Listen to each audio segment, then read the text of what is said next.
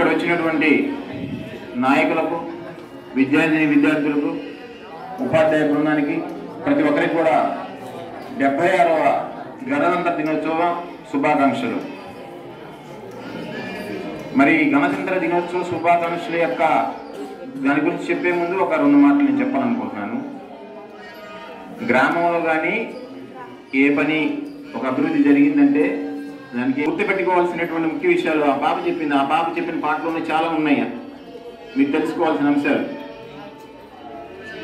దేశం పటిష్టంగా ఉండాలన్నా, దేశ పౌరులకు భద్రత ఉండాలన్నా, మీ యొక్క ఆచారాలు, సాంప్రదాయాలు మీరు స్వేచ్ఛగా నిర్వహించుకోవాలన్నా పరిపాలించే వ్యక్తి ప్రజాస్వామ్యవాది ఉండాలి. అలాగే అన్ని మతాలని గౌరవించే వ్యక్తి ఉండాలి.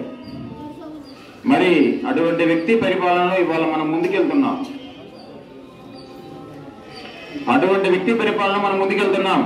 ఎవరైనా మన దేశాన్ని పరిపాలిస్తున్న వ్యక్తి పేరు మీరు చెప్పాలి. మరి ఈరోజు భారత ఆర్థిక వ్యవస్థ ప్రపంచంలో 5వ స్థానంలో ఉంది. 2028 కల్లా మన ఆర్థిక వ్యవస్థ 3వ స్థానంలోకి వెళ్తుంది. మరి ఇటువంటి పరిపాలన మనం గమనించాలి, విద్యార్థులు గమనించాలి. ఈరోజు లోక్సభ, రాజ్యసభలో చేసేటువంటి చట్టాలని మనం పరిశీలించి రేపు మీరు కొత్త చట్టాలను తీసుకొచ్చే స్థాయికి ఎదగాలి. మీరు కొంతమంది అయినా మరి ముఖ్యంగా మనం చెప్పుకోవాల్సింది ఏంటంటే, ఈ గణతంత్ర దినోత్సవ సందర్భంగా బీజేపీ పార్టీ కేంద్ర హోమ్ మినిస్టర్ గారు అమిత్ షా గారు అంబేద్కర్ గారి మీద అనుచిత వ్యాఖ్యలు చేశారని చెప్పి ప్రతిపక్ష పార్టీలు అసిద్ధ ప్రచారాలు చేస్తున్నాయి.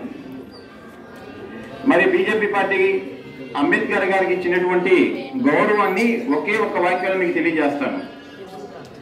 1900 అంటే పార్లమెంట్ వ్యవస్థ ఏర్పడిన తర్వాత అంబేద్కర్ గారు పోటీ చేస్తే ఆనాడు ఉన్నటువంటి నెహ్రూ వాళ్ళ ఇంటి నౌకర్ని పోటీకి పెట్టించి అంబేద్కర్ గారిని ఓడించారు, మన రాజ్యాంగ నిర్మాతని. కానీ ఆయన లేకపోతే పార్లమెంట్లో కొత్త విషయాలు చెప్పడం కానీ, అలాగనే పరిపాలనపరమైన అంశాలను తెలియజేయడం కానీ అటువంటి స్థాయి వ్యక్తి మరొకరు లేరని చెప్పి ఆనాడు ఉన్నటువంటి జనసంఘ్ అంటే నేటి భారతీయ జనతా పార్టీ పశ్చిమ బెంగాల్ నుంచి అంబేద్కర్ గారికి పార్లమెంట్లో ప్రాతినిధ్యం ఇచ్చే విధంగా చర్యలు తీసుకుంది.